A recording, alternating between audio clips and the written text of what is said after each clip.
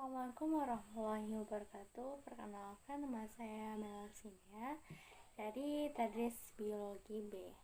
Nah, pada kesempatan kali ini saya ingin mencoba untuk menjelaskan tentang Rhodophyta atau alga merah. Baik, untuk pembahasan pertama ini kita akan membahas tentang apa sih itu Rhodophyta atau alga merah? Ayo, siapa yang tahu tentang Rhodophyta?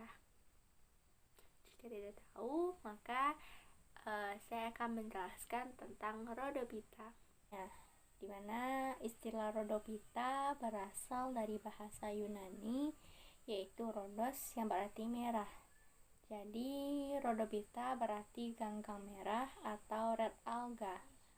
Berbeda dengan film lainnya, film ini tidak mempunyai tahapan flagela dalam siklus hidupnya. Anggota film ini mempunyai pigmen fotosintetik berupa vicobilin yang terdiri dari vicoerythrin yaitu pigmen merah dan vicocyanin yaitu pigmen biru. Selain dua pigmen tersebut, Rhodophyta juga memiliki klorofil A dan klorofil B serta karotenoid. Nah, untuk pembahasan dari vicoerythrin, vicoerythrin tersebut merupakan pigmen yang paling dominan sehingga menyebabkan warna talus ganggang ini menjadi merah. Meskipun demikian, tidak semua ganggang ini berwarna merah. Di laut dalam, ganggang ini mempunyai warna ungu hampir hitam. Pada kedalaman sedang berwarna merah cerah, sedangkan pada air yang sangat dangkal berwarna agak kehijauan. Nah, untuk talus Rhodophyta sendiri yaitu lebih relatif besar. Namun, jarang yang panjangnya melebihi 90 cm.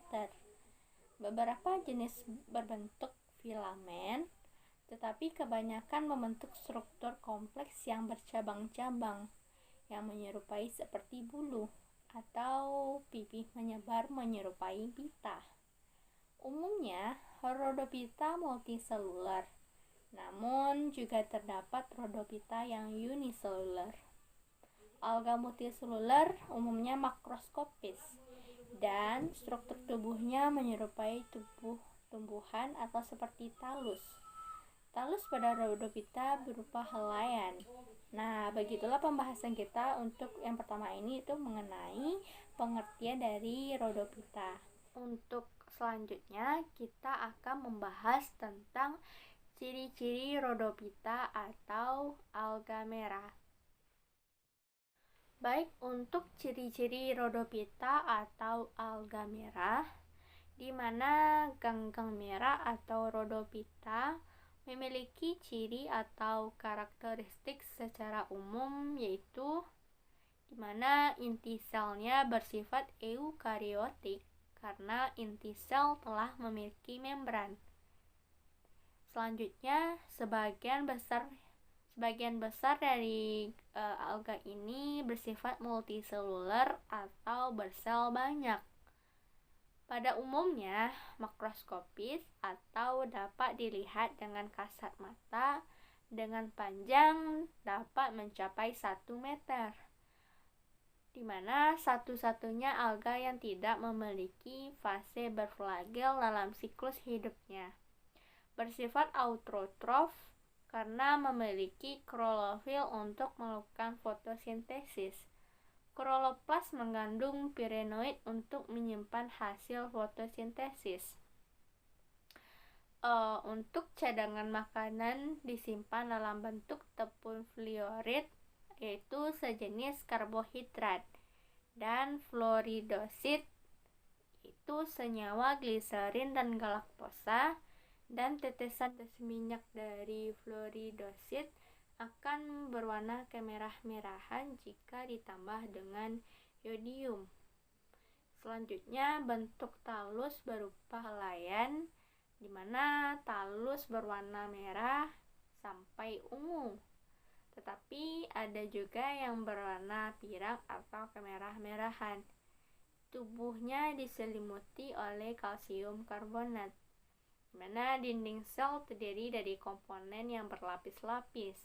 Dinding sel yang di bagian dalam tersusun dari miofibril, sedangkan sel yang di bagian luar tersusun dari zat lendir, di mana memiliki pigmen klorofil A dan D, karotenoid, fikosianin yaitu pigmen biru, dan pigmen yang paling dominan yaitu fikoeritrin yaitu pigmen yang berwarna merah.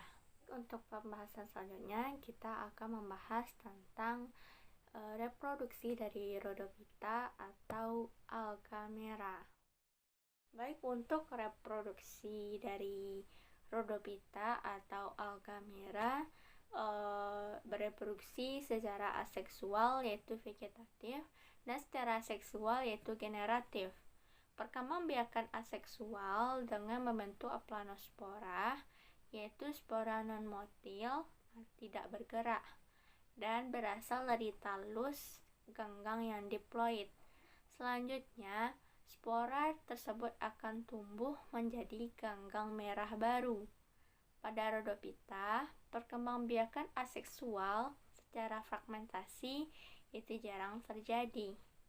Dan perkembangbiakan seksual yaitu generatif terjadi secara oogami, dan pada beberapa jenis mengalami pergiliran keturunan yaitu metagenesis, di mana reproduksi secara generatif dilakukan dengan peleburan antara gamet jantan yang tidak memiliki flager atau spermatium dan ovum, di mana gamet jantan tersebut dibentuk dalam spermatanium, sedangkan gamet betina dibentuk dalam karpogonium. Zigot yang dihasilkan akan membentuk ganggang merah baru yang diploid, di mana oogami ini merupakan gamet betina yang ukurannya lebih besar daripada gamet jantan, di mana sifatnya lebih diam, dan gamet jantanlah yang aktif mencari si gamet betina ini, sehingga akan terbentuk zigot baru yang membentuk ganggang merah baru yang diploid. Pembahasan selanjutnya kita akan membahas tentang habitat dari alga merah atau Rhodophyta.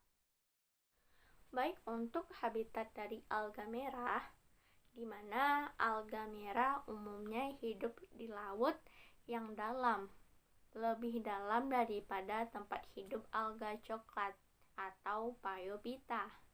Sepertiga dari 2.500 spesies yang telah diketahui hidup di perairan tawar, dan ada juga yang hidup di tanah.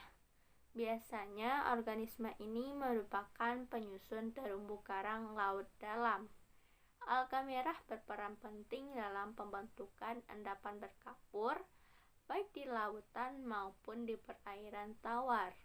Dan pada saat ini telah dikenal sekitar 2.500 jenis yang kebanyakan hidup di air laut, terutama di daerah tropis yang sering disebut dengan rumput laut atau seaweed. Karena bentuk tubuhnya seperti rumput, Rhodophyta tumbuh pada bebatuan di daerah pasang hingga kedalaman mencapai 90 meter di bawah permukaan laut, di mana gelombang cahaya tertentu dan sinar matahari masih mampu mencapainya. Pembahasan kita selanjutnya yaitu mengenai contoh dan peranan Rhodophyta atau alga merah dalam kehidupan. Baik, untuk contoh atau peranan Rhodophyta atau alga merah dalam kehidupan, yaitu ada beberapa alga merah yang bermanfaat sebagai penyokong penting bagi batu karang tropis.